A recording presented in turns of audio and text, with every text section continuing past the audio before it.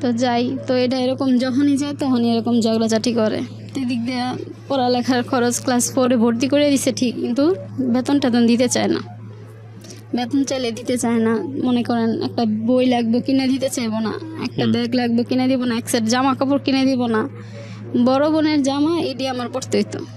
আমার 9 বছর 10 বছর বয়স, এত বড় মানুষের 3 পিস, এই পুরান 3 পিস এগুলো আমার দিয়ে দিত।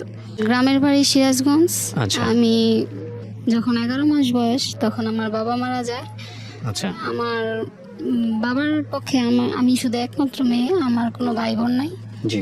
তো আমার মায়ের পক্ষে আর কি প্রথম যে স্বামী ছিলেন তার আপনার সেই ঘরে 5 জন সন্তান ছিল। আমি দ্বিতীয় পক্ষের, আমার আব্বুর ঘরে কোনো সন্তান নাই, আমি একাই। আমার যখন 11 মাস বয়স তখন একটা দুর্ঘটনা, মানে আমার আব্বু চাকরি করতেন আর কি, সেখান থেকে আমরা ছুটিতে গ্রামে যাই আর কি। কিছু জমি জমা বন্ধক ছিল, আমার আব্বু চাকরি করে করে টাকা পাঠাইতো গ্রামে। তো সেখানে টাকা পাঠানোতে আমার মেজো চাচার হাতে পাঠাইতো টাকাটা। তো চাচা কি করতো, মানে ঠিক মতো টাকা দিত না। সে টাকা নিয়ে আসতো কিন্তু ঠিক মতো দিত না, জমি টমি ছাড়াতো না ঠিক মতো, দাদির হাতেও পৌঁছাইতো না টাকা। তো ছুটিতে যখন বাড়িতে যায় আব্বু, তখন এই বিষয়ে কথা কাটাকাটি হয় দুই ভাইয়ের মধ্যে, ফ্যামিলির সাথে। এক কথায় দুই কথায় আমার মেজো চাচা আমার আব্বুর গায়ে থাপ্পড় দেয় আর কি, গায়ে হাত তোলাতে আমার আব্বু খুবই কষ্ট পায়, যেহেতু ছোট ভাই গায়ে হাত তুলছে। তারপর সেই সময় আমার দাদাও কিছু বলে না, দাদা দাদি সবাই আর কি আমার আব্বুর উপরে রাগারাগি করে। তো সে কষ্ট থেকে আমার আব্বু ঘর থেকে বের হয়ে যায় ওই সময়। তখন সন্ধ্যার দিকে বের হয়ে যায়, মনে করে যে ফিরে আসবে, হয়তো রাগ করছে এসে পড়বো। তারপর সবাই বের হয়, রাত্রে খুঁজতে বের হয়, কিন্তু কোথাও পায় না। মনে করছে কোনো আত্মীয় স্বজনের বাসায় আছে, কিন্তু কোনো আত্মীয় স্বজনের বাসায় ছিল না। যখন ওদিন রাত পার হয়ে যায়, ফজরের সময় দাদি নামাজ পড়ার জন্য ওঠার পর দেখে আমাদের ঘরের পাশে একটা আম গাছ আছে আর কি, পুরোনো। সে আম গাছ আমার আব্বু আর কি ফাঁসি দেয়, কিছু সুইসাইড করে, যেটা এটা আপনি পরবর্তীতে শুনেছেন? হ্যাঁ, এটা আমি শুনছি, বড় হওয়ার পরে শুনছি। তো মনে করেন আব্বু ফাঁসি দেয়, তো এই হইচই পড়ে যায়, কান্নাকাটির পড়ে যায়। তখন আমার বয়স 11 মাস বয়স, কিছুই তো বুঝি না। মা তো তেমন কর্ম করতো না বিয়ের পর। তো মনে করেন সবাই আর কি বলে, যদি এই কথা কাটাকাটির কথা উঠে তাহলে আমার মেজো চাচারে নাকি পুলিশে নিয়ে যাবে, একটা পুলিশের ঝামেলা হইতে পারে। সকালবেলা যখন পুলিশ আসে তো মারে শিখিয়ে দেয় সবাই, যে বলবেন যে আপনার হয়েছে, ওনার পেটে ব্যথা ছিল, মারাত্মক, উনি সহ্য করতে পারতো না। পেটে ব্যথা সহ্য করতে না পারে কোন সময় যেন গিয়া এই কাজটা করছে, ফাঁসি দিছে। তখন মারে আলাদা রুমে আটকে রাখে, এভাবে বলে। মাও ভয় পায় আর কি, মাও সেই কথাই বলে পুলিশের সামনে। পুলিশে যখন ওনার কথা শুনতে চায় তখন মাও বলে এই কথা। তো বলে পরে এই পুলিশের ঝামেলা শেষ করে দেয়। পুলিশের আমার মেজো চাচারে আর ফ্যামিলির আর কোনো আসে না আর কি। তারপর থেকে মনে করেন আমারে ওই আব্বুর ঝামেলা মিটমাট হওয়ার পর, মাটি দেওয়ার পর 1 মাসের মধ্যে আমারে আর মারে, তখন আমি তো কুলে ছিলাম, আমাদের নিয়ে আমাদের এই শহরে দিয়ে যায় আর কি। পুরনো এক বাসা ভাড়া ছিল, এই বাসায় এসে আর কি দিয়ে যায় আমার এক দাদা, শহরে দিয়ে যায়। তখন থেকে আবার মায়ের স্ট্রাগল শুরু হয়। আমার মা মনে করেন অনেক কষ্ট করে আমার বড় করছে, মার মুখ থেকে যেটা শুনছি। ইটের ভাটায় কাজ করছে আমার সাইডে বসায় রেখে, ইটের ভাটায়। ছিলেন আপনারা যখন আপনার মা এই অবস্থা? তখন ছিলাম 6 ভাই বোন আর কি। প্রথম পক্ষের 5 ভাই বোন, ওনারা ছিল ওনাদের বাবার কাছে। আপনি আপনার মায়ের একা? হ্যাঁ, আমি মায়ের একা না, আমি এই আমার মায়ের দ্বিতীয় বিয়ের ঘরে আমি একা। আপনার মায়ের আগের ঘরে? হ্যাঁ, আগের ঘরে সন্তান ছিল 5 জন। ওরা কি আপনার জানার পরে? না, ওরা আমাদের সঙ্গে ছিল না। জানার পরে আমার আব্বু বিয়ে করে মারে। ঠিক আছে। উনি বিবাহিত, ওনার 5টা সন্তান আছে। জানার পর আমার আব্বু বিয়ে করে। তো মনে করেন যখন শহরে থাকে তো ইট ভাঙতো, মনে করেন ইটের ভাটায় কাজ করতো। আপনাকে কোথায় রাখতো ওই সময়? সাথে নিয়ে কাজ করতো। সাথে নিয়ে আপনাকে এই সাইডে বসে রেখে আছে, মনে পড়ে না? এমনি মনে পড়ে, যখন আমার 6 বছর আর কি, কিছু কিছু স্মৃতি মনে আছে যে কাজে যাইতো, জোগালির কাজ করতো, রাজমিস্ত্রি যেটা বলে, হেল্পার হিসেবে কাজ করতো, বিভিন্ন জায়গায় নিয়ে যাইতো। আমি সারাদিন খেলতাম, খাইতাম ওইখানকার বাচ্চাদের সাথে। বুঝতেন না আসলে কি হচ্ছে? বুঝতাম না আর কি। ওইখানে মা কাজ করতো, আমি ওইখানকার বাচ্চাদের সাথে খেলতাম। আবার রাত শেষে সন্ধ্যার সময় টাকা বুঝিয়ে দিত, আবার আমার কোলে করে নিয়ে চলে আসতো। মানে এরকম করে আর কি কাজ করছে। এমন মনে আছে একটা, মনে করেন বালু টানতো মা, এই ঢাকায় আর কি, গাবতলির দিকে বালু টানছে, আমার বসায় রাখছে জাহাজের সাইডে, বসায় রেখে মা দেখতাম বালু টানতো। হুম। তখন বালু টাইনে 2টা বা 12টা পর্যন্ত কাজ করতো, কাজ করে আমার নিয়ে আবার চলে আসতো। আচ্ছা। আমি ওখানে সারাদিন বসে থাকতাম, ওইখানে খেলতাম, খেলাধুলা করতাম। তো আবার কাজ শেষ করে আমার নিয়ে আসতো, যে জায়গায় কাজে যাইতো, অনেক দূরে দূরেও কাজ করছে, কন্টাকে রাজমিস্ত্রির কাজ করতো, তো কন্টাকে মানুষ যাইতো, তো হেল্পার হিসেবে নিয়ে যাইতো।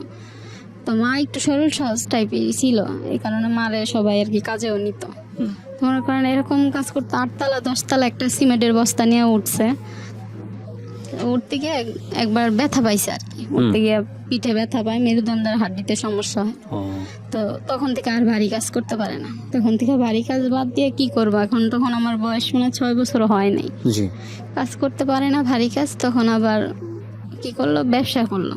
আচ্ছা। বিভিন্ন শাক পাতা এগুলো তুলে নিয়ে আসতো গ্রাম সাইডের থেকে, আইনা মনে করেন এগুলো স্কুলের সামনে ভাগা দিয়ে দিয়ে বিক্রি করতো। ও, আপনার সাথে নেই? হ্যাঁ, আমার সাথে নিয়ে। তো আমি যখন বড় হয়েছি আমার কাছে দিয়ে দিত, মোটা বান্ধে বান্ধে আমার কাছে দিয়ে দিত, আমি আবার এগুলা স্কুলের সামনে নিয়ে বিক্রি করতাম।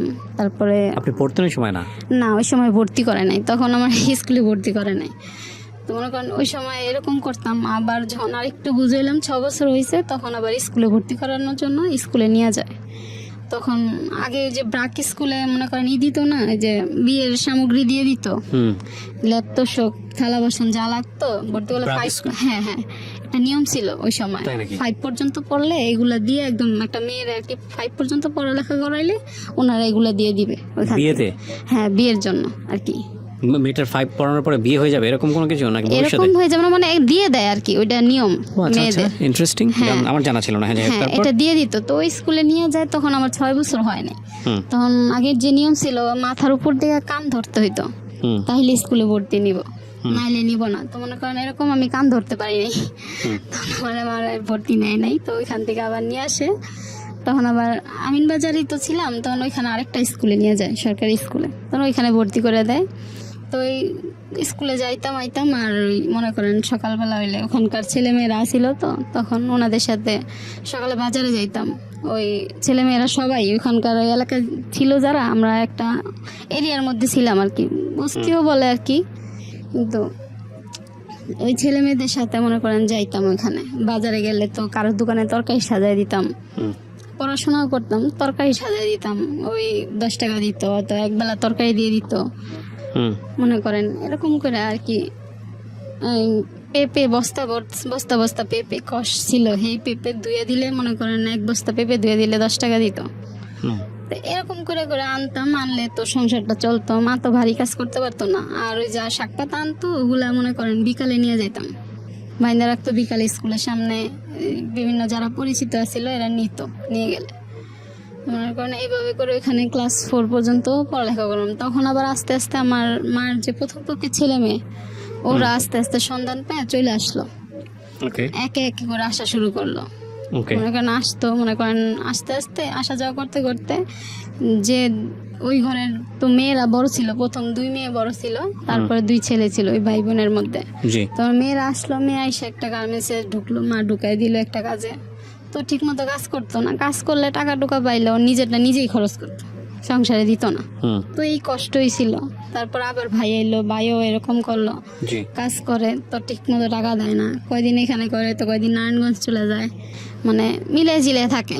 তখন আমার বড় আপা ছিল আবার নারায়ণগঞ্জ ওই সংসারে, তো উনি নারায়ণগঞ্জ ছিল, ওই বোনের কাছেও চলে যেত, আবার এখানেও আসতো, মনে করেন এরকম করে থাকতো। মনে করেন আমার দেখতেই পারতো না আর কি, ওরা সহ্য করতে পারতো, ওরা চাইতো আমার কারো কাছে দিয়ে দিক। তখন আর কি আমি আমার গ্রামের বাড়ি সম্পর্কে কিছুই জানি না, যে আমার দাদা দাদি আছে কিনা, তখন আমি বুঝতামই না যে আসলে বাবাও এরকম হয় আর কি, 2টাও হয় বাবা, মানে এটা কোনো জ্ঞানই ছিল না আমার। তো মনে করেন ওরা অনেক বকাবকি করতো, মারতো ধরতো, তো কান্নাকাটি করতাম, মার কাছে যাইতাম, তো ওই মা আবার বুঝে বুঝে দিত। তো এরকম করতে করতে ওরা অনেক অনেক নোংরা নোংরা ভাষা কয় ওরা আর কি, যেগুলা শুনতেও পারি না। তখন বয়স কত আপনার? তখন 7-8 বছর আর কি। স্কুলে ভর্তি হননি তখনো? হ্যাঁ, তখন ভর্তি হয়েছেন তখন আমি ব্র্যাকে? ফ্রিতে পড়ি। হ্যাঁ, তখন ওই সরকারি স্কুল থেকে আবার ব্রাকে নিয়ে আসে আমাদের বাড়ির ভিতরেই আর কি ব্রাক স্কুল খোলে, তো ওই স্কুলে এসে পড়ি। তো এখানে দেখলাম আবার মা স্কুলে পড়লে আবার টিউশনি পড়তে হয়।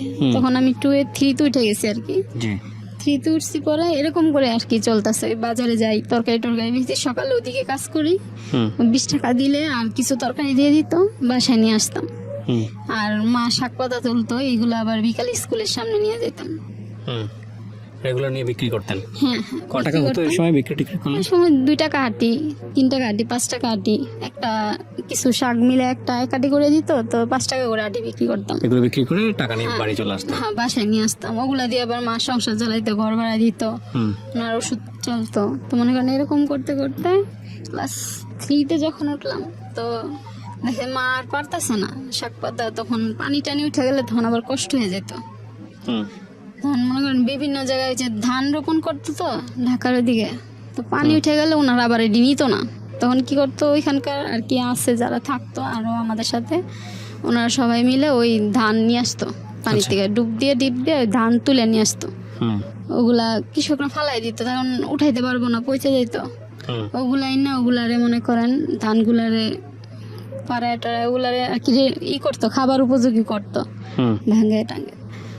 এই এরকম করতে করতে 3 যখন পড়ি, তখন আবার সবাই আর কি নারায়ণগঞ্জ চলে আসে, ওই ভাই বোনেরা। তখন আর একজনও ছিল না এখানে। হুম তখন বড় ভাই আর কি বিয়ে করব, তো মনে করেন বলতেছে যে এখানে নিয়ে আসবো, নারায়ণগঞ্জ নিয়ে যাবো, তো বিয়ে করব, যে মারে নিয়ে আসো, ফ্যামিলি ছাড়া তো কোনো মেয়ে দিব না, হুম দিতে চায় না। হ্যাঁ নিয়ে আসো, হ্যাঁ নিয়ে আসলে আমার বিয়েটা হয়ে গেলে তারপরে আল্লাহ লাগে হ্যাঁ জেনে মন চায় হ্যাঁ যাইব। হুম তো এরকম করতে করতে মনে করেন হ্যাঁ নিয়ে গেল আমাদের। ওকে, আমরা যেখানটায় ছিলাম তারপর?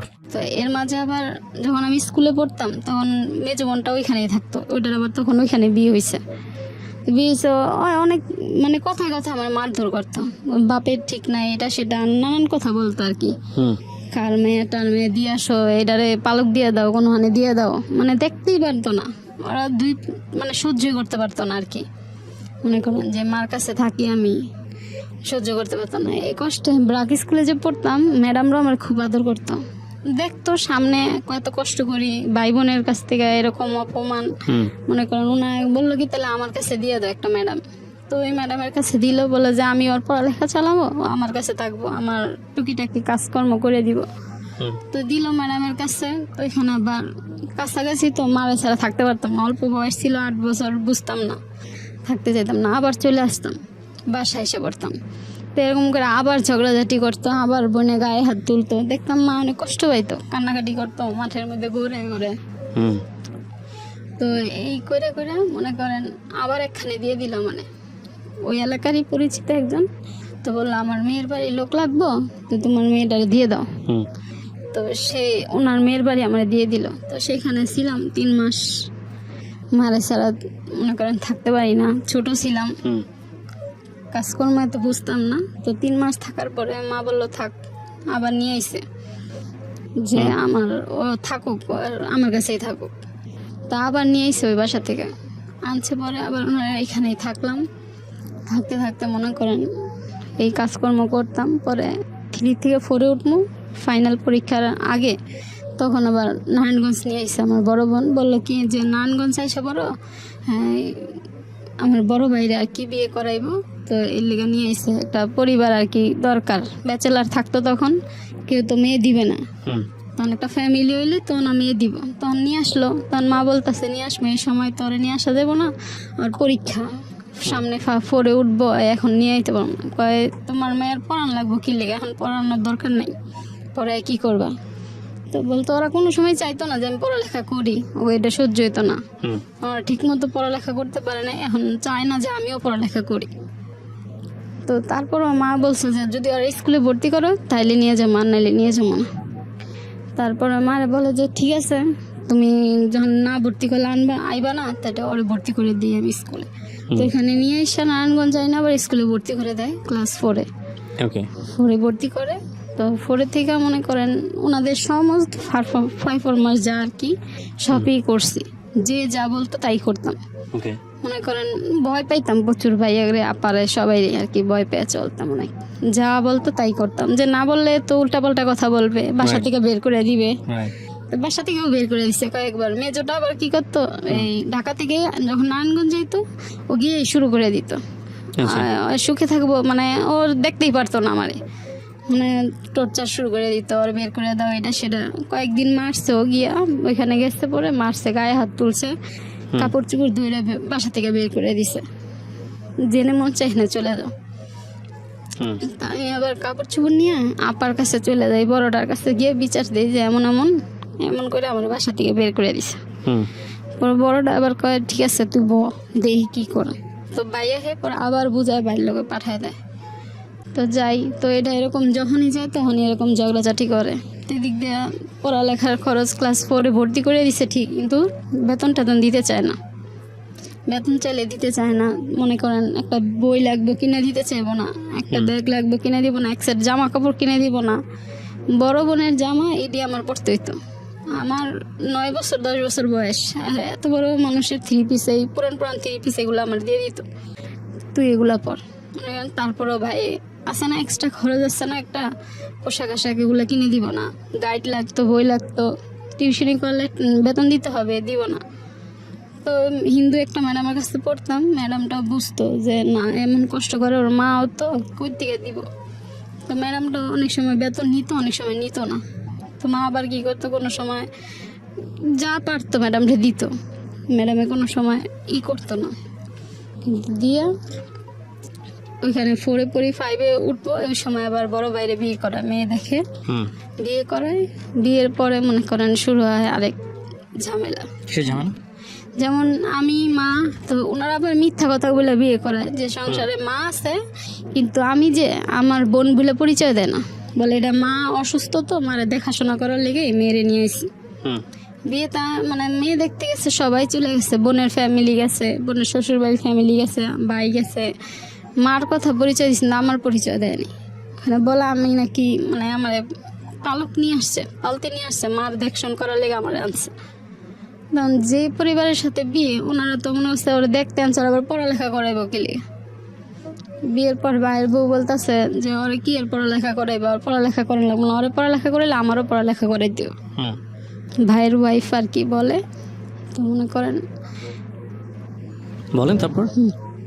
ওরে পড়ালেখা করাইলে আমারও পড়ালেখা হইলো। আমার বই খাতা এগুলা কি করতো, ছুঁড়ে ছুঁড়ে ফেলাই দিত স্টোরুমে, ফেলাই দিয়ে দিয়ে যদি আমি খুঁজে না পাইতাম তো ভাইয়ের কাছে এটা সেটা বলে মারি খাওয়াইতো। তো ভাইয়া আবার চিলাচিলি করতো, আইনা দিত না, একটা গাইড লাগবে কিংবা বই লাগবে, এগুলা কোনো সময় আইনা দিতে চাইতো না। তো বলতে বলতে বলতে বলতে একটা নিয়ে আসবে এরকম। তো টিউশনি ফি তখন ছিল 200 টাকা, 200 টাকা করে ম্যাডামের কাছে 300 টাকা করে পড়তাম। তো 300 টাকা দিতে চাইতো না। ভাইয়ের ওয়াইফ বলতো কি 300 টাকা করে দিবা, আমার ভবিষ্যৎ নাই, মানে ওনাদের ভবিষ্যতের কথা চিন্তা করে আমার টিউশনি পড়াটাও বন্ধ করে দিছে। তো স্কুলে তখন 5 পাস করি। তো 5 পাস করার পরে আবার একটা হাই স্কুলে আর কি করি, ভর্তি পরীক্ষা দিব। ভর্তি পরীক্ষার কোচিং করতে হয়, কোচিং করার জন্য মনে করেন কিছু টাকা লাগবে, 500 টাকা মনে হয়, মানে 1 মাস কোচিং করাবে 500 টাকা। তো এই টাকাটাও দিতে চায়নি। তখন আমার বড় দুলাভাই যে বলতেছে পড়ালেখা যেহেতু করাইবা দেও, সমস্যা কি, দিলে তো বিফলে যাবেন। তো এরা রাজি হয় না, দিব না, ভর্তিই করবো না মানে। তারপর আমার বড় দুলাভাই বলে যে থাক, উনি আবার ভালো মানুষ ছিল, উনি বলে যে থাক আমি দিতেছি, পরে দিয়ে দিব না। আমার ভাই পরে ভাই দিছে অবশ্য, পরে নিয়ে নিছে, প্রথম দিতে চায়নি, পরে ভর্তি করে দিছে স্কুল, হাই স্কুলে ভর্তি করছে। ক্লাস 6-এ যখন পড়ালেখা করি তখন মনে করেন এরকম সংসারে প্রতিদিন একটা না একটা সংসারটা তখন কিভাবে চলতেছিল? ক্লাস 5-এ যখন পড়ানো, ভাইরা কি কোনো সাপোর্ট দিত? হ্যাঁ, তখন ওই যে বড় ভাইয়ের কাছে চলে যাই, বড় ভাই যে চাকরি করতো ওইটার উপরেই চলতো সংসার, ওইটার বড় ভাই চালাইতো। তখন আর আমি কোনো কাজ টাজ করি না, ওইখানে গিয়ে পড়ালেখা করি, এমনি সংসারের কাজকর্ম টুকটাক বাজার টাজার করা এগুলো আমার দিয়ে করাইতো। আচ্ছা আচ্ছা, হ্যাঁ এগুলো আমি করতাম। সকালে বাজার করা, বাজার টাজার করে দিয়ে তারপরে স্কুলে যেতাম। এরকম করে এই 6-এ পড়তেছি, প্রতিদিন একটার পর একটা সমস্যা থাকে, মনে হয় আজকে মার সাথে লাগছে, তো এইটা হয়েছে নাই, কথা নিয়ে ঝগড়াঝাটি অশান্তি লেগেই ছিল সংসার, একটার পর একটা সমস্যা ছিলই। তো এই সমস্যা থেকে মনে করেন 1 দিন 2 দিন 3 দিন, তো মা আবার সহ্য করতে পারে নাই। এই একটা রুম 2টা রুমই ছিল, কিন্তু এক রুমে ওনারা হাজব্যান্ড ওয়াইফ ছিল, আমার ভাইয়ের বউ, আর নিচে আমরা শুইতাম, নিচে ফ্লোরে বিছানা করে মা আর আমি শুইতাম। হুম তো মনে করেন আরেকটা রুম ছিল মাঝখানে, যে রুম নিত ডাইনিং রুমটার মধ্যে এই সাবলেট ছিল, তো ডাইনিং রুম আর এক রুম ইউজ করতাম আমরা, আর আরেক রুম আরেকজনের ভাড়া দেওয়া ছিল। জি তো আমার মাঝখানে রুম আবার মামা ছিল, একটা মামা আর কি, আমার বড় বোনের ননাসের ছেলে, হুম ওই মামা থাকতো, থেকে চাকরি করতো, ওই মামা দুইজন থাকতো ওই জায়গায়, আর আমরা ফ্লোরে শুইতাম। হুম তো প্রতিদিন একটা না একটা ঝামেলা, মনে করেন ঘুম থেকে ওঠার আগে চিল্লাচিল্লি ঝগড়াঝাটি, হ্যাঁ হাজবেন্ড ওয়াইফ লেগে দিত ঝগড়া, হুম তবে তো মার লেগে অশান্তি লাগছে, তবে তো ওর লেগে ঝগড়া লাগছে, এর লেগে ঝগড়া লাগছে, কোথায় নাই কোথায় ঝগড়া শুরু হয়ে যেত। হুম তো মা একদিন দুই দিন কষ্ট সহ্য না করতে পারে, মা চলে যায় বাসা থেকে, কিছু কাপড় চোপড় নিয়ে মা বের হয়ে যায়, ঝগড়াঝাটি অশান্তি দেখে আর থাকতে পারে না, মা চলে যায়। পরে আমি ছিলাম, মা গিয়ে অন্য একটা বাসা নেয়, ছোট বাসা নিয়ে, তখন কি করব, বাসা নিলে তো হবে না, ভাড়া আছে, খাওয়া দাওয়া আছে, একজন মানুষ, তখন আবার কিস্তি তুলে হুম আর কি, একজনের থেকে পরামর্শ নিয়ে 10,000 টাকা কিস্তি তুলে কিছু কাপড় উঠায়, কাপড় জি। চোপড়ের ব্যবসা করে আর কি। তো কাপড় চোপড়ের ব্যবসা করে, তখন আমি তো মাস ছাড়া থাকতে পারি না, তখন আমিও কি করি, আমিও চলে যাই মার কাছে, মা একা একা থাকবো, আমিও মার কাছে চলে যাই, ভাইয়ের সংসারের দিকে যাই, এই মার কাছে থাকতে থাকি। তো মনে করেন মা কাপড়ের ব্যবসা করতো, ওই মোটামুটি চলতো আর কি। হুম তারপরে একদিন ভাইয়া আবার গেছে ওয়াইফ নিয়ে, ওনার বাচ্চা হওয়ার পরে আর কি, যা বলতেছে যা হয়েছে হয়েছে ভুলে যাও, তো আসে পড়ো এখানে। মা বলে যাবো, আবার যদি ঝগড়াঝাটি, আবার এই অশান্তি, আবার বের হয়ে আসবো, তারপর আবার মানুষ হাসাহাসি করবো, আবার একটা হইব, হুম তোরা আলাদাই থাক, তোরা শান্তিতে থাক আর কি। জি তখন এলো ভাই বলে, তো শান্তিতে যখন থাকবো, তো তোমার মাসে 2,000 টাকা করে টাকা দিব কিছু। তখন ভাই আবার নিজে ব্যবসা দেয়, ওর ব্যবসাটা ভালো চলতেছিল ভাইয়ের, তখন 2,000 টাকা করে মাসে দিত ভাই আর কি, ঘর ভাড়াটা আর কি ভাই দিত, আর বাকি খাবার মা চালাইতো। যেমন কাপড়ের ব্যবসা করতো, তখন আমি স্কুলে পড়তাম, তখনও ঠিক মতো আমার স্কুলের আমি টিউশনই করতে পারিনি, হুম মানে পড়তে পারিনি কারো কাছে। ওই স্কুলের বেতনের জন্য মনে করেন এই আপনার স্কুলের যে হেড স্যার, তারপরে আপনার অধ্যক্ষ যারা আছে, তাদের বাড়ি বাড়ি যাইতাম সকালবেলা, হুম গিয়ে যাতে পরীক্ষার আগে একটু বেতনটা কমায় দেয়, কিংবা বেতনটা মওকুফ করে। তো মওকুফ করলে তো দেখা যায় ভর্তি করাইতেই তো পারে না, তো মওকুফ বেতন দিব কই থেকে, পরীক্ষা আসলে মনে করেন পাইতাম না, রিসিট পাইতাম না, ঢুকার পরীক্ষার ফি জমা দিতে পারতেন না না, ফিস জমা দিতে পারতাম না, জমা দিত। তো ওই হেড স্যারের কাছে ঘুরতাম, ঘুরে ঘুরে মনে করেন এরকম করে নিতাম, জি তারপর ঘুরে ঘুরে আমার বেতনটা মওকুফ করাইতাম, হয়তো মওকুফ করায় মনে করেন পরীক্ষায় অ্যাটেন্ড করতে পারতাম। তখন 6 থেকে 7 উঠলাম, ভর্তি তো করাইতে পারতেছে না মা, অনেক। তখন আবার কাপড়ের ব্যবসা করে ঠিক মতো যাতায়াত করতে পারে না, ওই যে আগে যে সিমেন্টের বস্তা উঠাইতে গিয়ে ব্যথা পাইছে মেরুদণ্ডে, সেই ব্যথাটা আবার জাগে, আচ্ছা তখন আবার অসুস্থ হয়ে পড়ে। তখন কি করবো, ক্লাস 7-এ কষ্ট করে ভর্তি করছে, বড় আপার কাছ থেকে 2,000 টাকা না হালাতে এনে ভর্তি করছে আমারে। হুম তো মনে করেন সেখান থেকে ভর্তি করে, এখন আমি তো টিউশনের ফি কারো কাছে পড়তেও পারি না, একা একা আর কি পড়বো, অঙ্ক এগুলা কিছুই, এতগুলা সাবজেক্ট তো আর করতে পারি না, একা কভার করতে পারি না। কোন ক্লাস থাকতে এটা তখন 7-এ থাক, 7 হ্যাঁ আবার পরীক্ষার ফিস দিতে পারি না, বেতন দিতে পারি না, সব সময় তো আর স্যারেরা মাফ করে না। ট্রু তো মনে করেন এরকম কি করব, তখন মা কি করলো, একটা কথা বলে, আমাকে কষ্ট তখন কিছুই ছিল না, একটা ফ্লোরে শুধু বিছানা করে শুইতাম, ফ্যান ছিল না ঘরে, একটা ওই কয়েকটা হাঁড়ি পাতিল এগুলা আর কাপড় চোপড় রেখে এগুলাই কষ্ট করে চলতাম।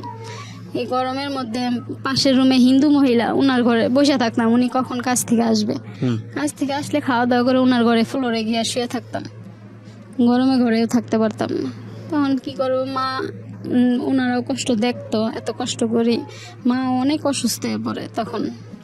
তো অসুস্থ হওয়ার পরে তখন ডাক্তারের কাছেও তো নিব, এত টাকাও তো নাই, ভাইয়াও কিছু বলে না, বললো আমি কই পাবো, তোমার আর ছেলে মেয়ে নাই, আর একটা বললো আরো 1,000টা শোনায় দেয়, এই যে 2,000 টাকা দিত, সেটাও অনেক কথা শোনায় দিত, তারপরেও দিত, সে দিত, কিন্তু আর কোনো কেউ দিত না, আরও যে ভাই আছে একটা, এও দিত না কোনো সময়।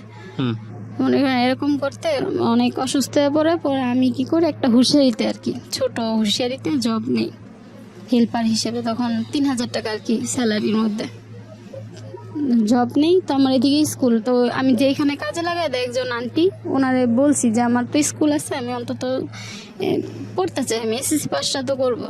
তো মনে করেন উনি নিয়ে দেয়, ওই ভাইয়াদের সাথে কথা বলি, যে মালিক, ওনার দুজনের সাথে কথা বলি যে ভাই আমার তো স্কুল আছে, আমি সকালে 11টায় স্কুল ছুটি হইব, আর 11টায় ছুটি হইলে 12টায় ছুটি হয় আর কি, 12টায় ছুটি হলে আমি দুপুরের পরে এসে কাজ করবো। হুম।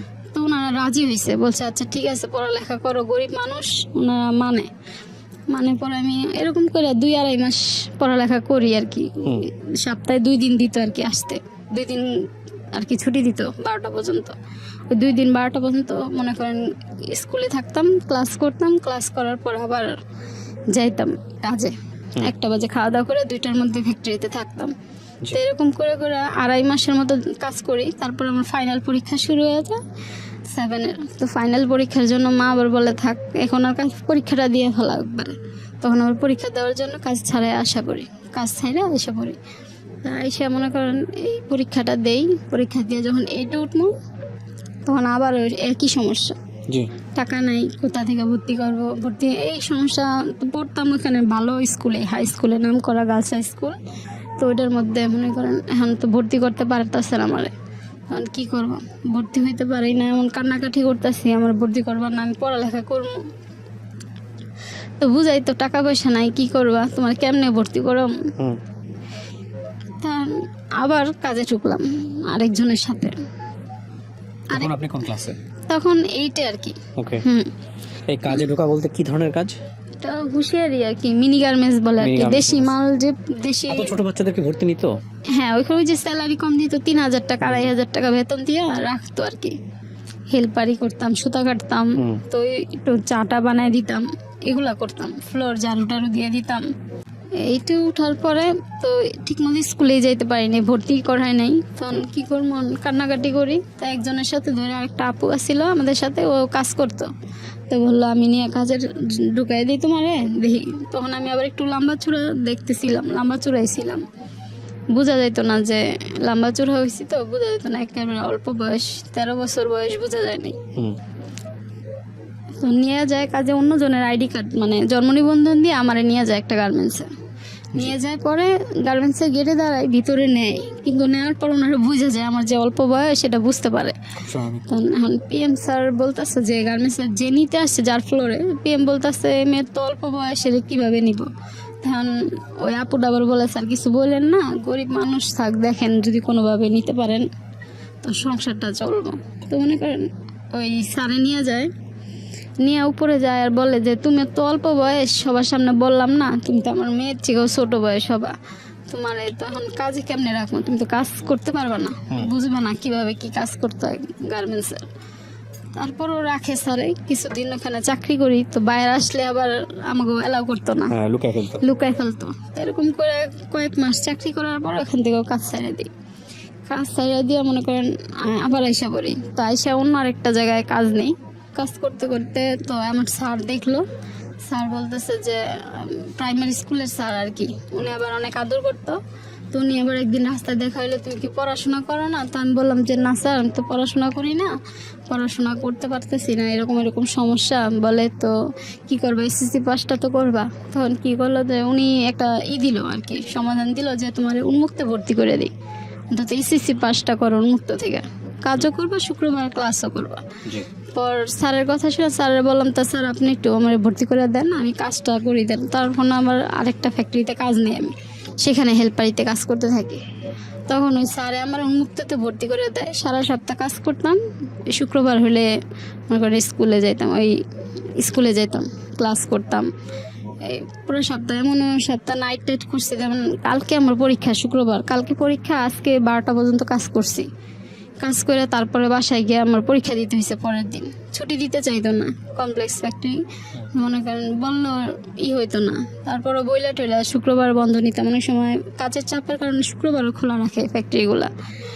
তো বইলা টইলা যাইতাম, পরীক্ষার কথা বললাম, তারপরে ছুটি দিতাম। মনে করেন আজকে 12টা পর্যন্ত কাজ করছি, কালকে আমার পরীক্ষা, এর বাসায় গিয়ে রাত জেগে পড়তে হইতো। ওইটা তারপর এরকম করে এসএসসি পরীক্ষাটা দিই। এসএসসি পরীক্ষা দেওয়ার পর ওই কলেজেই আর কি, ওই কলেজেই ভর্তি হয়ে আবার ইন্টারে ভর্তি হয়ে কলেজে। তখন আমি কাজ করি, বেতনে কাজ করে আমার সংসার চালাই। মারে নিয়ে তখন আর মা কাজ করতে পারে না, কাপড়ের ব্যবসাটা বন্ধ হয়ে যায়। অসুস্থ হওয়ার পর থেকে আর কাপড়ের বোঝা বইতে পারে না, তখন থেকে আবার আমি সংসার চালাই। তখন থেকে এই পর্যন্ত মনে করেন এখনও আমি এই কাজ করে করে সংসার চালাইতেছি। ইন্টার পাস করি, ইন্টার পাস করার পরে ওই গার্মেন্টসে কাজ করি। আপনার ভাইগুলো কোথায়? আছে ওইখানেই, কেউ ঢাকা থাকে, যে যার মতো আর কি। দেখেন না কেউ না আপনাকে? না না। আপনার সংসারের আয় দিয়ে আপনার মা চলতেছে? হ্যাঁ, আমার আইডিয়া আর কি আমার সংসার চালাই। আপনি বিয়ে শাদী করেন না? না না, বিয়ে শাদিও করিনি। বিয়ে শাদী কেন হয়নি, মানে এটার কারণে বিয়ে শাদী হয়নি নাকি? এই একটা কারণে মনে করেন দেখলাম যে বোনেরা যে বিয়ে হয়েছে তারাও এত হ্যাপি না, মার জীবনে এত কষ্ট, মানে আমারও তো সুখ হইব তারও নাই। তো আমারও মনে হইলো যে আমি বিয়ে করলে এমন অনেক ছেলেরা অফার দিত আর কি, কিন্তু আমি কোনো সময় এগুলোর মধ্যে যাইনি, যে হয়তো বা আমারও জীবনে এরকমই হবে এলোমেলো। যেহেতু মনে করেন মায়ের একটা আছে, তো ওই হিসাবে বাবা নাই, ভাই নাই। তো আমার যখন 15 বছর বয়স, আচ্ছা 11 মাস বয়স, আমার গ্রামের থেকে আমরা নিয়ে আসছে শহরে মা। আর গ্রামে যায় আমার 15 বছর বয়স যখন, ভাই বোন অনেক খারাপ খারাপ কথা বলে, রাস্তার এটা সেটা নানান কথা বলে, তো সহ্য হইতো না। যে বলতাম যে আমার কি কেউ নাই, তুমি আমার গ্রামে নিয়ে যাও। মা বলে যে আছে, কেউ থাকবো না কে, সবাই আছে, নিয়ে যাবো। তো একদিন নিয়ে যায় রাত্রে। মা এই 15 বছর আগে গেছে, রাস্তাঘাট এখন এতটা মনে নাই তার, তারপরে নিয়ে গেছে গ্রামে। এই ভাই বোনের কথার কারণে নিয়ে গেছে, যে তোর যে দেশে যারা আছে তাকে পরিচয় করাম, যাতে ওরা আর তোর খারাপ কথা না বলতে পারে। 15 বছর পরে আমরা নিয়ে যাই গ্রামে। তো মনে করেন হঠাৎ যাই, তো ভুল ঠিকানায় চলে যাই। যেমন আমার দাদার নামে একটা বইলা ফেলাইছে, আরেকটা শেখের জায়গায় সরকার বলে ফেলাইছে। তো ওই বাড়িতে নিয়ে যায় অন্য গ্রামে। তো ওই বাড়িতে ওনার জায়গায় রাইত হয়ে যায়। গ্রাম দেশে তো মনে করেন 6টার পরেই কেউ পাওয়া যায় না সহজে, হাটখোলায় একদম সন্ধ্যা হইলেই সবাই যার যার বাড়িতে থাকে। তো একজনের জিজ্ঞেস করতে করতে এক ভাইয়া আবার শহরের থেকে আসছে গ্রামে শীতের সময়। তো ওই ভাইয়ারে জিজ্ঞেস করলো যে এরকম এরকম, আমি তো ওনার বাড়িতে যাবো, ওনারে তো পাইতেছি না। উনি আবার আমার আব্বার ফুবা লাগে আর কি, দাদা হয় আমার। ওই দাদার বাসায় আর কি প্রথমে যাবে, যেহেতু আমার বাসায় প্রথমে একটা ঝামেলা করে আর কি আমার আব্বু মারা গেছে, সুইসাইড করছে। কি পরিবেশ এটা তো আর মা জানে না, আমার নিলে মাইরেই ফেলাইবো নাকি, এই ভয়ে মায় কখনোই যোগাযোগ করে নাই। তো ওই ফার্স্ট টাইম যে ওই দাদা আবার ভালো ছিল, ওই দাদার বাসায় যায় উঠবো, তখন যায় উঠছে এমন এক বাসায়, মনে করেন যায় দেখে তো এটা তো আমার যে দাদা আর কাছে যাবো ওই দাদা না। তখন তারপর ওনারা অনেক ভালো, ওনারা দুজনই মারা গেছেন, আল্লাহ ওনাদের জান্নাত নসিব করুক। মনে করেন ওই দাদার কাছে নিয়ে গেছে। ওই দাদা বলতেছে যে আচ্ছা ঠিক আছে, যে যারে তুমি খুঁজতেছো হ্যাঁ যেহেতু পাইতেছো না, তুমি আমার বাসায় থাকো, যে কয়দিন লাগে থাকতে থাকো, তোমার আমি বিশ্রাই দিব, তোমার যে আত্মীয়র বাসা হাতে পৌঁছাই দিব আমি। তখন ওইখানেই থাকি। ভয়ে ভয়ে ছিলাম যে কোথায় আইলাম, মানে শহরে এত বছর শহরেই বড় হয়েছি, হঠাৎ গ্রামে গেছি, তারপর অপরিচিত মানুষের হাতে পড়ছি, মাইরেই ফেলায় নাকি। তো মনে করেন তারা থাকতে দিল, খাওয়া দাওয়া করাইলো। পরের দিন সকালবেলা গ্রামের মানুষ তো সকালে নামাজ পড়তে গেছে মসজিদে, বলছে যে ওমন ঢাকা থেকে মেহমান আইছে, এর নামে খুঁজতেছে। আমার ওই দাদার নাম বললো, এই নামে খুঁজতেছে। আর কার আত্মীয় তো এটা তো জানি না, আমার বাসায় আছে, যার আত্মীয় সবাইরে বলে দেন, এলাকার মধ্যে সবাইরে বলছে। ওনার ছেলে আবার 4 দোকানে গিয়ে বলছে। তো এক একজন আইতেছে, ওই নাম যাদের যাদের নাম ওই নামে সবাই এসে হাজির হইতেছে। তো মারে ডাকতেছে, মা তো চিনে, মা সামনে গিয়ে বলতেছে যে না উনি না। তো আবার এরকম করতে করতে 4-5 জন আসছে, 4-5 জনের মধ্যে মানে কেউই না। পরে লাস্ট পর্যায়ে আবার আমার যে দাদার কাছে গেছি ওই দাদা আসছে। ওই দাদা আইসা তো মনে করেন মায়ের মুখের দিকে তাকায় রয়েছে, তাকায় গইতেছে। তো মায়ের নাম ধরে বলতেছে যে তুমি বাইচে আছো এখনো, মেয়েরাও কি বেঁচে আছে? তখন মা বলে যে বাইচে আছে ফুবা, এই যে মেয়ে। পরে মনে করেন ওই দাদার হাতে পৌঁছে দেয়। তো ওনার তো জড়ায় ধরে অনেক কথা বলে যে এই 11 মাস বয়স রাইখাইছি ঢাকা, আর তো খবরও নিলা না, নিয়েও আসো নাই শহরের থেকে, বাইচে আছে নাকি মরে গেছে এটাও জানি না। তারপর মনে করেন উনি নিয়ে যায় ওনার সাথে চলে যাই ওনার বাসায়। যাই পরে আমার ওইখানে যে চাচা আছে, তারপর ফুবুরা আছে, আমার দাদা আছে, কাকিরা, তো ওনারা দেখা তো সবাই অবাক হয়ে গেছে যে এত বছর পরে এই মেয়ে আইছে। আমার আব্বুর নাম ধরে বলে হ্যাঁ নাই, তো হ্যাঁ মেয়েটা বাচ্চা আছে, এটাই তো অনেক। পরে ওনারা আদর আপ্যায়ন করে, ওনাদের ওইখানে থাকি কয়েকদিন। থাকার পর ওনাদের কাছ থেকে জানতে পারি আমাদের বাড়ির অবস্থা কি, কে কি অবস্থানে আছে। তো ওনারাই বলে যে এরকম এরকম এই চাচা এরকম, তো এরকম শোনার পরে তারপরে কয়েকদিন ওনার বাসায় থাকার পরে ওনারা ঠিকানা দেয়, ওই ঠিকানায় যাই। তো বাড়িতে যখন যাই তখন যায় দেখি সবাই অবাক হয়ে যায় আমাদের দেখেন যে এত বছর পরে এরা বাইচা আছে, এরা তো এখনো মনে করছে আমরা মারা গেছি, এটা মনে করছে যে আমি বাইচা নাই।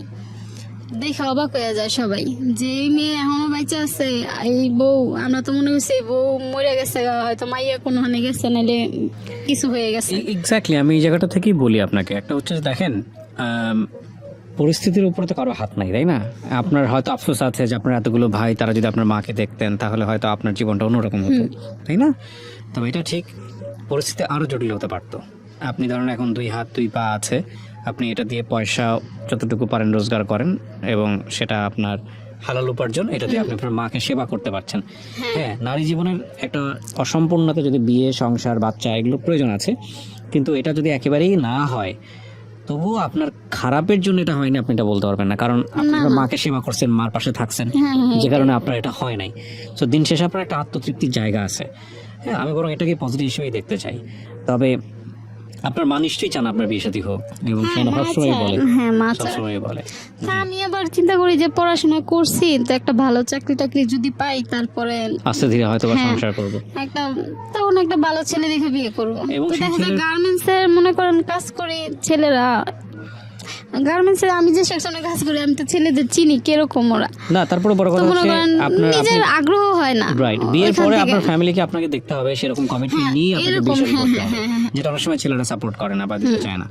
যারাই আসে তো মনে করেন বলে যে না দেখবো, মাকে দেখবো, সমস্যা নাই, কিন্তু আপনার বিশ্বাস হয় না আমার, যে আমি যদি নির্দিষ্ট একটা চাকরি করি বিয়ের পরে এটা করব, আমি আমার টাকা দিয়ে আমার মাকে দেখবো, সমস্যা নাই।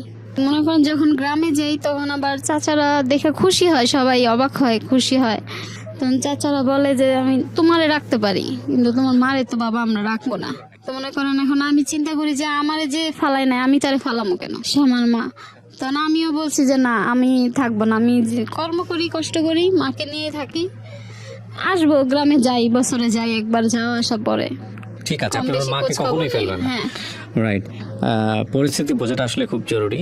আমরা আসলে নারীকে সম্মান করি তার কাজের জন্যে, নারী যে একাও পারে সেই জায়গাটাকে আমরা রেসপেক্ট রাখবো আজকের অনুষ্ঠানের মধ্য দিয়ে। আমরা শুধু এতটুকু বলতে চাই যে অনেক মানুষের স্যাক্রিফাইস চোখে দেখা যায় না, কিছু কিছু মানুষের স্যাক্রিফাইস হয়তো দৃশ্যমান, যে কারণে আমরা তাদেরকে নিয়ে অনেক কথা বলি।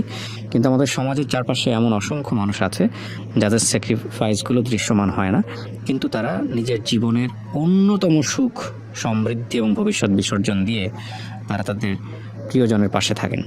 যে স্যাক্রিফাইসগুলো হয়তো ইতিহাসের পাতায় লেখা থাকে না, বইয়ের পাতায় লেখা থাকে না, এবং তারা হয়তো একাডেমিক্যালি খুব ভালো করে পড়াশোনাও করেননি, কিন্তু তাদের ভেতরের মানবিক বোধগুলো আমাদেরকে অনেক কিছু শিক্ষা দেয়। সো সেই শিক্ষাটা আজকে আমাদের এই অনুষ্ঠানে নিতে হবে। সবাই অনেক ভালো থাকুন, আজকের মতো এই পর্যন্তই। শুভ।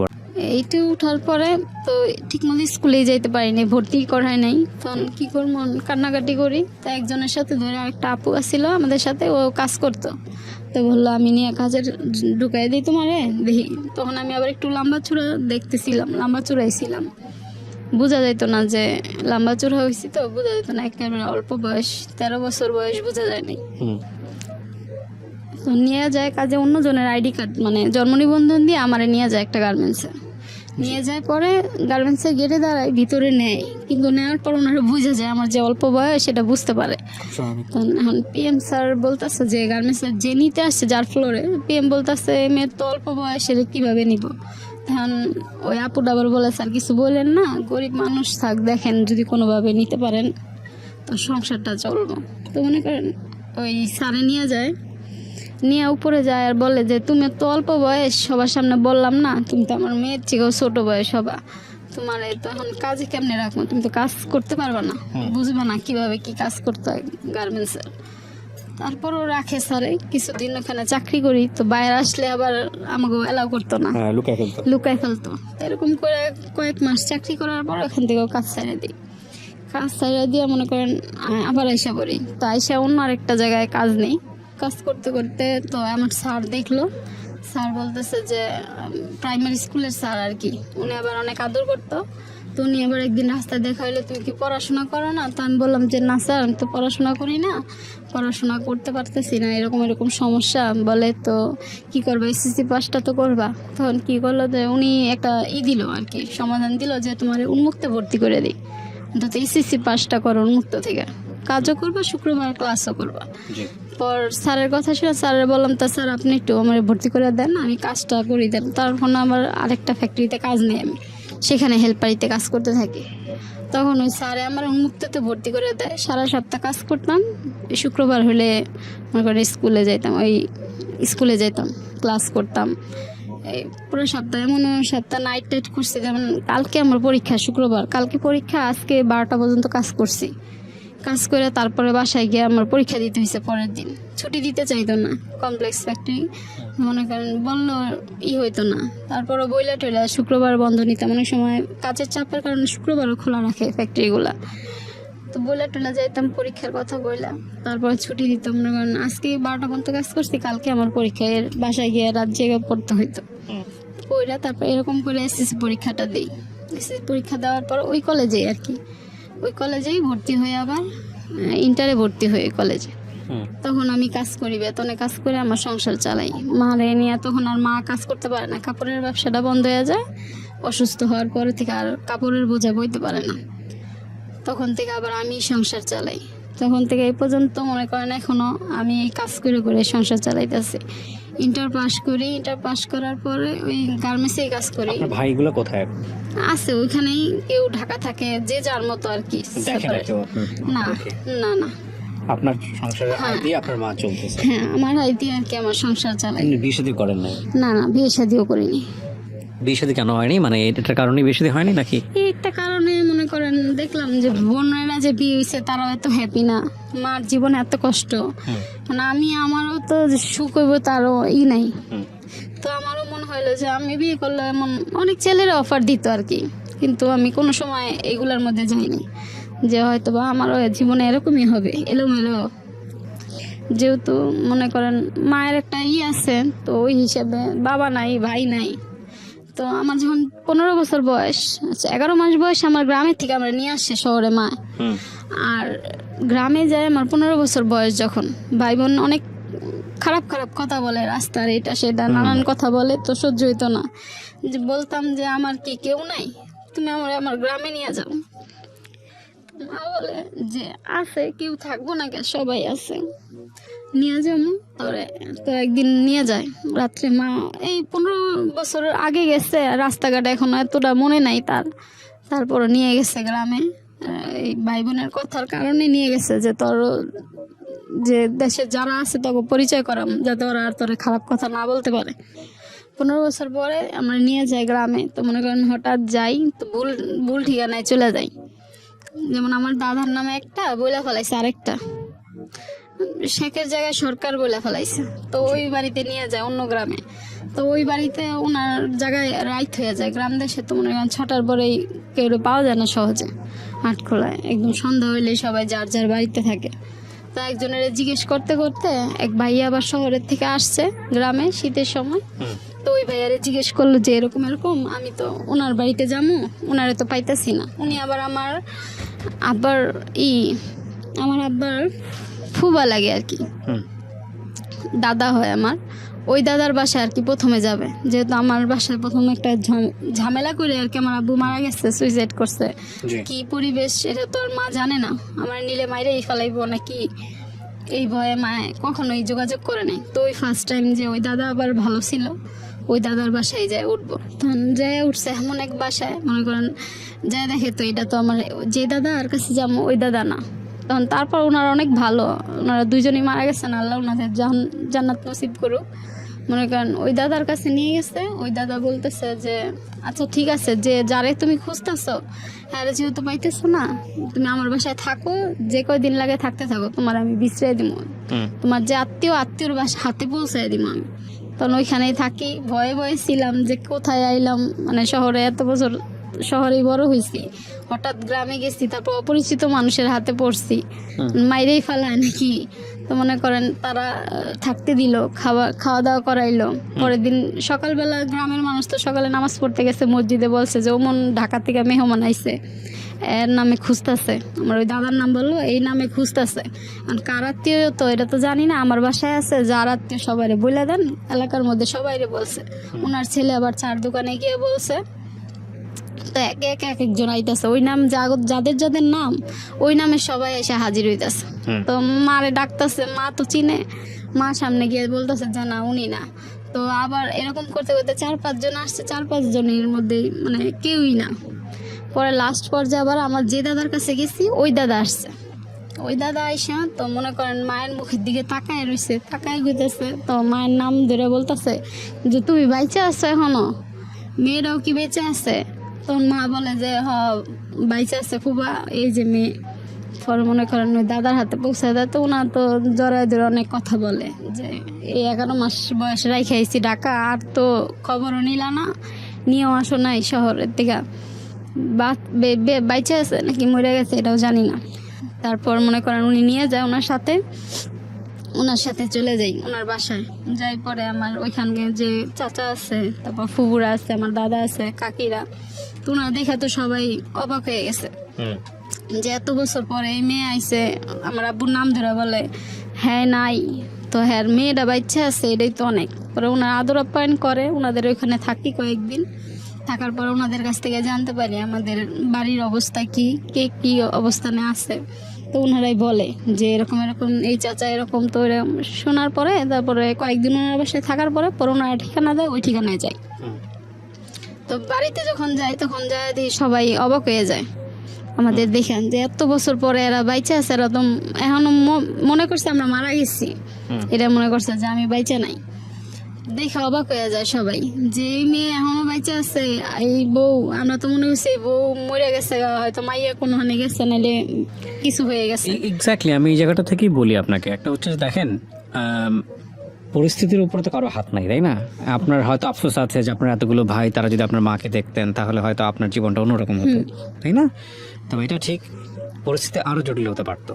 আপনি ধরেন এখন 2 হাত 2 পা আছে, আপনি এটা দিয়ে পয়সা যতটুকু পারেন রোজগার করেন, এবং সেটা আপনার হালাল উপার্জন, এটা দিয়ে আপনি আপনার মাকে সেবা করতে পারছেন।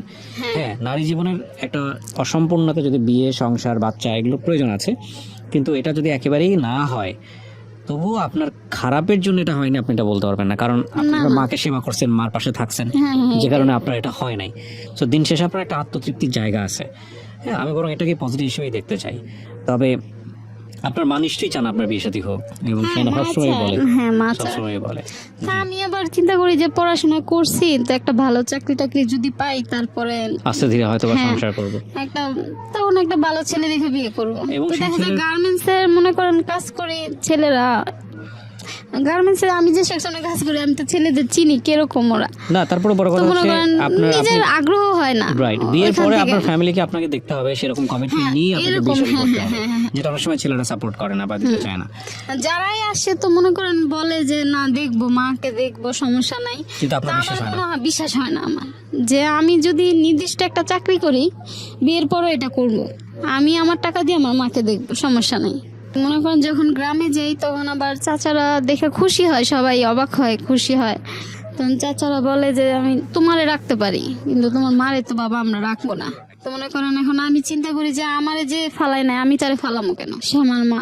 তখন আমিও বলছি যে না আমি থাকবো না, আমি যে কর্ম করি, কষ্ট করি, মাকে নিয়ে থাকি, আসবো গ্রামে যাই, বছরে যাই একবার, যাওয়া আসা পরে। ঠিক আছে, আপনার মাকে কখনোই ফেলবেন না, রাইট? পরিস্থিতি বোঝাটা আসলে খুব জরুরি। আমরা আসলে নারীকে সম্মান করি তার কাজের জন্য, নারী যে একাও পারে সেই জায়গাটাকে আমরা রেসপেক্ট রাখবো আজকের এই অনুষ্ঠানের মধ্য দিয়ে। আমরা শুধু এতটুকু বলতে চাই যে অনেক মানুষের স্যাক্রিফাইস চোখে দেখা যায় না, কিছু কিছু মানুষের স্যাক্রিফাইস হয়তো দৃশ্যমান, যে কারণে আমরা তাদেরকে নিয়ে অনেক কথা বলি। কিন্তু আমাদের সমাজের চারপাশে এমন অসংখ্য মানুষ আছে যাদের স্যাক্রিফাইসগুলো দৃশ্যমান হয় না, কিন্তু তারা নিজের জীবনের অন্যতম সুখ, সমৃদ্ধি এবং ভবিষ্যৎ বিসর্জন দিয়ে তারা তাদের প্রিয়জনের পাশে থাকেন। যে স্যাক্রিফাইসগুলো হয়তো ইতিহাসের পাতায় লেখা থাকে না, বইয়ের পাতায় লেখা থাকে না, এবং তারা হয়তো একাডেমিক্যালি খুব ভালো করে পড়াশোনাও করেননি, কিন্তু তাদের ভেতরের মানবিক বোধগুলো আমাদেরকে অনেক কিছু শিক্ষা দেয়। সো সেই শিক্ষাটা আজকে আমাদের এই অনুষ্ঠানে নিতে হবে। সবাই অনেক ভালো থাকুন, আজকের মতো এ পর্যন্তই। শুভ